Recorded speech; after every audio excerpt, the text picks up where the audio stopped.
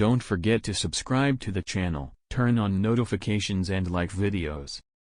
2026 Zenvo Aurora First Look, e-Performance meets Bespoke V12 Fury. Danish hybrid hypercars promise to deliver the railgun acceleration of an electric hypercar overlaid with quad-turbo V12 Verve. 4-digit horsepower and low 2-second 0 to 60 miles per hour acceleration aren't as noteworthy as they once were. The 0.01%ers have their choice of an Spark Owl, Rimac Nevera, Pininfarina Battista, heck, even 2%ers can bring the whole family in a Lucid Air Sapphire or Tesla Model S Plaid that fits that bill. But ennui is an ever-present danger among the hypercar crowd, and increasingly these buyers are demanding their intense initial G-load shock be accompanied by the sound, vibration, and general mayhem they loved in their trusty old high 2-second gas hypercars that lack that slingshot launch. Denmark is readying a car for them that can do it all, named for the ethereal night skylight show. Behold the Zenvo Aurora, world's most powerful V12. The noisemaker in this electrified hypercar is a bespoke V12 commissioned from German supplier MAHLE. It features an unusual 90-degree bank angle largely to accommodate a hot V breathing arrangement that nestles the exhaust plumbing and 4 small, quick spooling, non-sequential turbos in the valley of the V. It also helps pay the bills for this engine, as MAHLE can leverage much of the design work for 90-degree V8 and V6 engines going forward. Zenvo may buy some of these engines for a planned series of junior hypercars priced in the $1.5 million range due in 2027 or 2028, but MAHLE is free to sell them to other manufacturers. The V12 will remain Zenvo's exclusively. And don't worry, the crank pins are offset to ensure the even firing we expect from a V12. Another cool feature is MAHLE's jet ignition system, which basically packages a thimble-sized and shaped pre-chamber and spark plug where a normal spark plug would sit. As in Maserati's Nettuno engine, combustion is initiated in this chamber, then superheated free radical air-fuel molecules shoot out through 6 carefully positioned holes, igniting the rest of the air-fuel mixture in the cylinder almost instantaneously. This system largely answers the question how they get a new V12 to meet emissions standards, in that it permits the engine to run at a stoichiometric air-fuel ratio under all conditions instead of running rich so that evaporating unburnt fuel can help cool turbos and other components. This practice is outlawed in Euro 7 emissions legislation, which is a big reason why big, powerful engines are being retired. The end result is an engine good for 1,250 horsepower and 885 lb-ft of torque.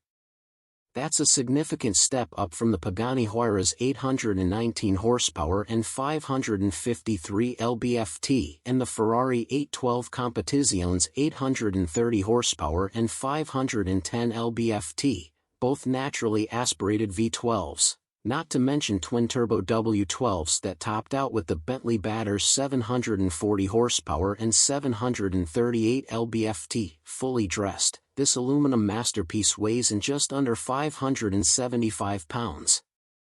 1 or 3 200 HP motors. The Zenvo Aurora will be sold in 2 configurations. A wild rear-drive track monster featuring extreme aerodynamics to maximize downforce and handling called Agile, and a smoother, more comfort and top-speed-oriented one called Tur. These names are Danish for Agile and Touring. The Agile will package a single electric motor sandwiched between the engine and the automated 7-speed single-shaft sequential manual transmission, while the Tur adds 2 additional motors powering the front wheels and providing torque vectoring.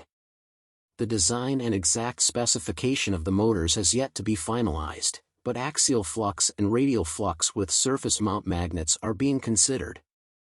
The goal is for each motor to produce 200 horsepower.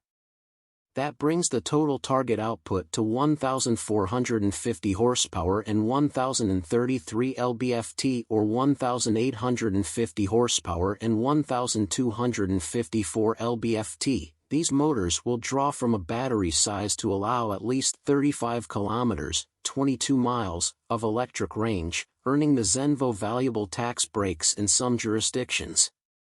Thanks to the carbon monocoque and myriad other weight savings, curb weights are expected to come in between 3,100 and 3,450 pounds.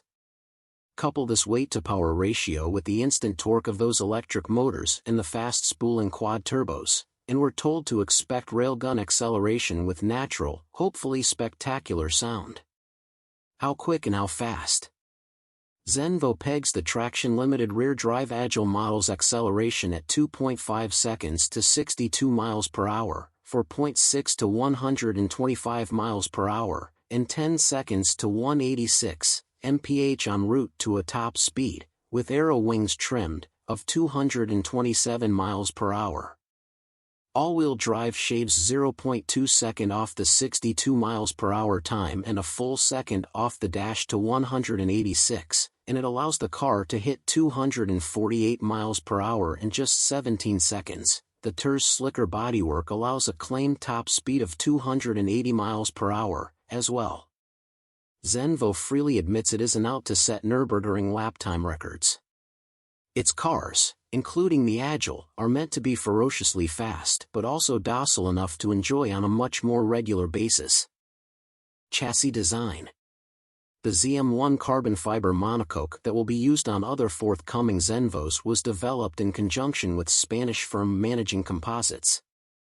It weighs just 265 pounds. And more than 70% of it is left uncovered and visible in the interior and on the exterior.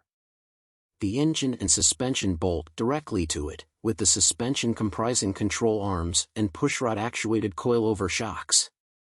Many of the components remain visible and are featured as part of the overall design as in some high-end wristwatches and superbikes. Its torsional rigidity is said to be 63,500 Newton-meters per degree. For context, Bugatti claimed the Veyron was just over 60,000, and when the 987 came out, its 31,500 Newton-meters per dead figure was said to be a 250% improvement over the Boxsters. Aero tricks. Note that there's no big extractor to remove air from the radiator in front. That's because Zenvo found that hot air flowing over the roof compromised the function of the wing. So the hot radiator air exits to join air flowing through the channels just inboard of each front wheel, the acceleration of which helps create suction. The wake of this airflow defined the wavy shape of the air deflectors just aft of the doors. Note that the suspension control arms have an aerodynamic profile, and where they pierce the bodywork, there are little flicks to direct the air. And at the rear, air entering the roof inlet feeds the valley-mounted intercoolers and directs cooling air past the turbos, carrying heat out through the various rear vents as well as around the four tailpipes that exit a structure styled to resemble the tail of a superbike. Cool interior features. The seats simply consist of pads applied to the carbon fiber monocoque, the better to enjoy all those engine vibrations, with pedals that adjust for reach.